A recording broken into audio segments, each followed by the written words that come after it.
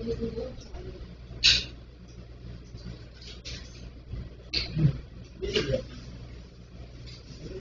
đấy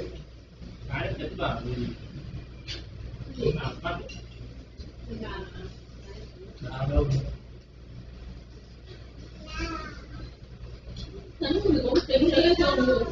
tháo ra ai mua thì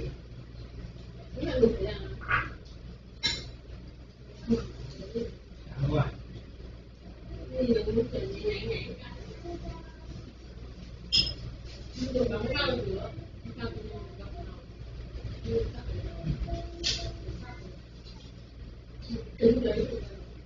kiếm chỉ có thằng bọn nó đi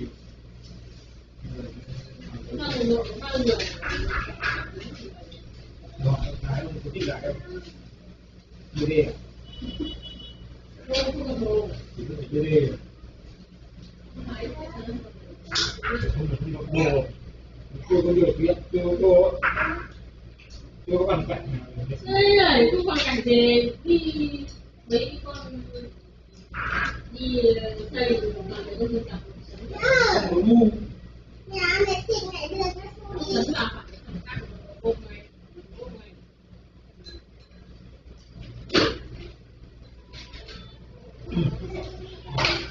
sang luôn không có yên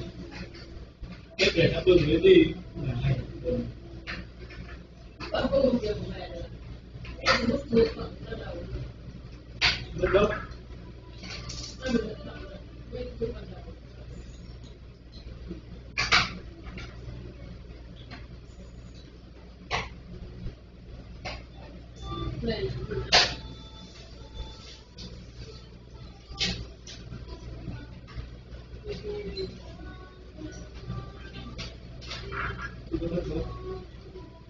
rất nhiều bố mẹ biết hết được các thứ